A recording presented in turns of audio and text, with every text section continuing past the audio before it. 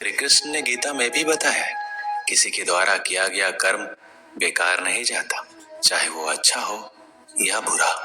आप कितने भी अच्छे कर्म कर लो, लेकिन समाज आपके बुरे कार्यों को ही सदैव याद रखता है। इसलिए लोग क्या कहेंगे, ये सोचने से बेहतर है कि आप अपना कर्म करें। जन्म लेने वालों के लिए मृत्यु उसी प्रकार निश्चित है जितना कि मरने वालों के लिए जन्म लेना।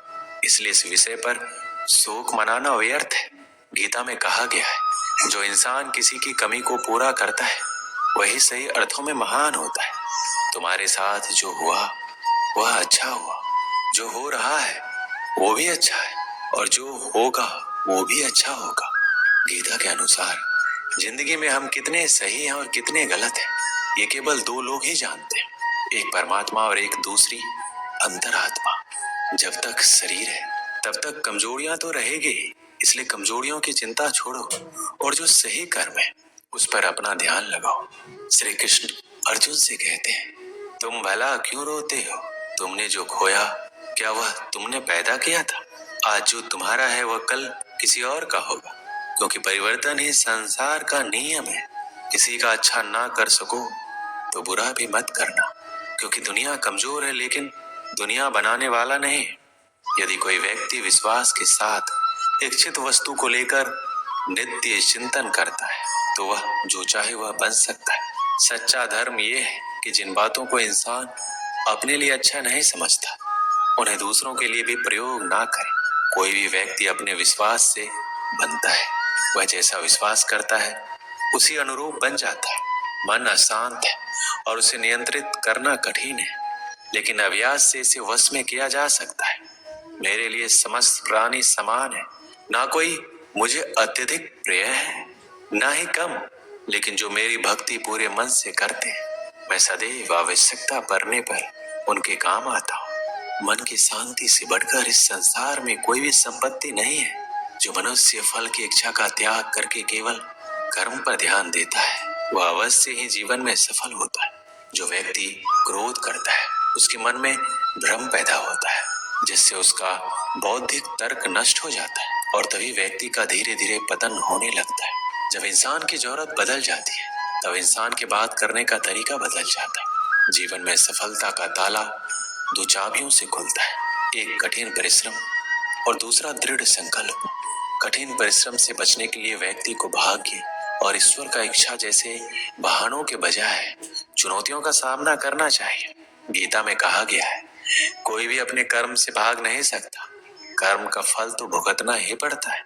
मनुष्य को अपने कर्मों के अच्छे और बुरे फल के विषय में सदैव सोचकर चिंताग्रस्त नहीं होना चाहिए। जो मनुष्य प्रतिदिन खाने, सोने और आमोद प्रमोद के कार्यों में लिप्त रहता है वह नियमित तौर पर योगाभ्यास करके समस्त क्लेशों से छुटकारा पा सकता है। जब इंसान अपने काम में आनंद खोज लेते हैं तब वह पूर्णता प्राप्त करते हैं।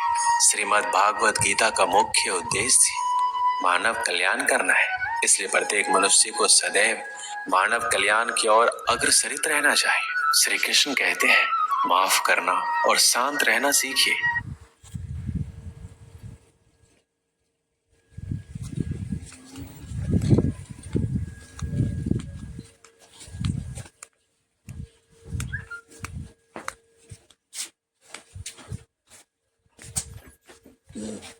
बल लगाओ या टुट्टी या चल चलन द्या चलन द्या टुट्टी लगाओ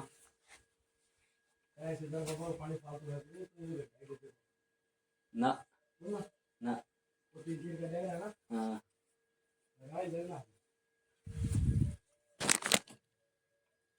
ऐसी ताकत आप बन जाओगे कि पहाड़ भी रास्ता देंगे।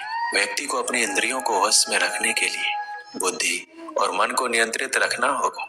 जो होने वाला है वो होकर ही रहता है और जो नहीं होने वाला है कभी नहीं होता। ऐसा निश्चय जिनकी बुद्धि में होता है उन्हें चिंता कभी नहीं सताती है। किसी भी व्यक्ति को ना तो समय से पहले और ना ही भाग्य से अधिक कुछ मिलता है, लेकिन उसे सदैव पाने के लिए प्रयत्नशील रहना चाहिए। इंसान हमेशा अपने भाग्य को कोसता है, ये जानते हुए भी कि भाग्य से भी ऊंचा उसका कर्म है जिसके स्वयं के हाथों में है। व्यक्ति को आत्मज्ञान के माध्यम से संदेह रूपी अज्ञानता को समाप्त करना चाहिए। श्री कृष्ण कहते हैं, मैं उन्हें ज्ञान देता हूँ जो सदा मुझसे जुड़े रहते हैं, जो मुझसे प्रेम करते हैं। सत्य कभी दावा नहीं करता कि मैं सत्य हूँ, लेकिन झूठ हमेशा दावा करता है कि सत्य मैं ही हूँ। परिवर्तन संसार का नियम है। समय के साथ संसार में हर चीज परिवर्तन के नियम का पालन करती है। हालांकि मैं भूत, भविष्य और वर्तमान काल के तीनों जीवों को जानता हूँ, लेकिन मुझे वास्तव में कोई नहीं जानता। मनुष्य जिस रूप में ईश्वर को याद करता है, ईश्वर भी उसे उसी रूप में दर्शन देते हैं। सज्जन व्यक्तियों को सदैव अच्छा व्यवहार करना चाहिए, क्योंकि इन्हीं के पद चिन्हों पर समान व्यक्ति अपने रास्ते चुनता है। जो मनुष्य जिस देवता की विश्वास के साथ भक्ति करता है, मैं उस व्यक्ति को उसी देवता में दृढ़ता बढ़ा देता हूँ। सभी काम छोड़कर बस भगवान में पूर्ण रूप से समर्पित हो जाओ। मैं तुम्हें सभी पापों से मुक्त कर दूंगा। मैं सभी प्राणियों के हृदय में विद्वान हूँ। जो व्यक्ति मृत्यु के दौरान मेरा नाम लेता है, वह सदैव मेरे ही धाम को प्राप्त होता है। तुम बिना किसी कारण के चिंता करते हो और बेवजह घबराते हो। तुम तो आत्मा हो, जिसे ना तो कोई मार सकता है और ना ही जला सकता है। यही जीवन की सच्चाई है, जिसे प्रत्येक व्यक्ति को जानना चाहिए। ना तो ये शरीर तुम्हारा है, ना ही तुम इस शरीर के मालिक हो। ये शरीर 5 तत्वों से बना है: आग, जल, वायु, पृथ्वी और आकाश। एक दिन ये शरीर इन्हीं 5 तत्वों में विलीन हो जाएगा। श्री कृष्ण कहते हैं, जीवन में समय चाहे जैसा भी हो, अपनों का साथ बड़ा आवश्यक होता है। सुख हो तो बढ़ जाता है, दुख हो तो बढ़ जाता है। अपनों के साथ समय कब बीत जाता है पता भी नहीं चलता। किंतु सोचिए, यदि आपको ऐसे किसी स्थान पर छोड़ दिया जाए जहाँ आपका कोई संबंधी ना हो, आपका कोई अपना ना हो, कोई मित्र ना हो, तो क्या होगा? एक एक क्षण कितना लंबा लगने लगेगा। तब तक लगेगा जब तक आप किसी को अपना नहीं बना लेते। अब सवाल ये उठता है, आपका अपना कौन है? वो संबंधी जिसके साथ आप रक्त से जुड़े हैं, या वो मित्र जिसके साथ आप बालपन से पले बड़े हैं, या वो सहकर्मी जिनके साथ आप काम करते हैं? नहीं, अपना वो है जो विपत्ति में काम आए। अपनों की परख समय की कसौटी पर की जाती है। स्मरण रखिएगा, अपनों के साथ समय का पता नहीं चलता, किंतु समय के साथ अपनों का पता अवश्य चलता है। एक गांव में एक पंडित रहता था। उसे अपने व्याकरण ज्ञान पर बड़ा अभिमान था। वह जिससे भी मिलता अपने व्याकरण ज्ञान का बखान करने लगता। एक दिन उसे नदी पार करने दूसरे गांव जाना था। वह नदी किनारे पहुंचा और एक नाव पर बैठ गया। नाविक नाव खेने लगा। अपनी आदत अनुसार पंडित अपने व्याकरण ज्ञान का बखान करने लगा। उसने नाविक से पूछा, क्यों, क्या तुमने व्याकरण पढ़ा है? नाविक अनपढ़ था, बोला, नहीं पंडित जी, मैं तो पढ़ा लिखा ही नहीं। मेरा परिवार तो पीढ़ियों से नाव चला रहा है। पंडित उसे नीचा दिखाकर कहा, ओह, बड़े दुख की बात है, तुमने अपना पूरा जीवन व्यर्थ कर दिया। नाविक को बहुत बुरा लगा, किंतु वह पंडित को कुछ उत्तर नहीं दे पाया। बस चुपचाप नाव खेता रहा। नाव मझधार में पहुंच गई। तभी अचानक तेज तूफान आया और नाव डगमगाने लगी। पंडित डर गया। तब नाविक ने उससे पूछा, पंडित जी, आपको तैरना आता है? घबराए पंडित ने उत्तर दिया, नहीं। तब तो पंडित जी आपका जीवन व्यर्थ जाने वाला है, क्योंकि नाव भमड़ में फंस गई है और बस डूबने वाली है। ये कहकर नाविक नाव से कूद गया। व्याकरण का पंडित नाव में बैठा रह गया। कुछ ही देर में नाव पलट गई और पंडित पानी में डूबने लगा। उसका सारा व्याकरण का ज्ञान धरा रह गया। जान बचाने के लिए वह मदद की गुहार करने लगा। तब नाविक ने उसे बचाया और किनारे पर पहुंचाया।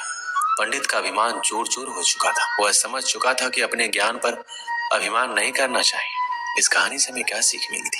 हर व्यक्ति की विभिन्न गुण होते हैं जो उनके व्यक्तित्व को आकार देते हैं। ये गुण संयमित, दयालुता, संवेदनशीलता, उद्यमिता, सामर्थ्य, आत्मनियंत्रण आदि होते हैं। हर स्थिति में व्यक्ति को अपने गुणों का सही उपयोग करना चाहिए। यदि व्यक्ति अपने गुणों का सही उपयोग करता है तो उसे आत्म संतुलन, सम्मान और सफलता मिलती है। हालांकि व्यक्ति अपने गुणों पर अधिक अभिमान करता है और उन्हें उच्चता के रूप में देखता है, तो यह सब उसके लिए हानिकारक होता है। अधिक अभिमान उसके विचारों और व्यवहार में विमान पैदा करता है, जो समाज में सामाजिक संबंधों को अशक्त बनाता है। हर व्यक्ति में कोई ना कोई गुण अवश्य होता है। परिस्थिति के अनुसार वह गुण काम आता है, इसलिए अपने गुण का अभिमान नहीं करना चाहिए।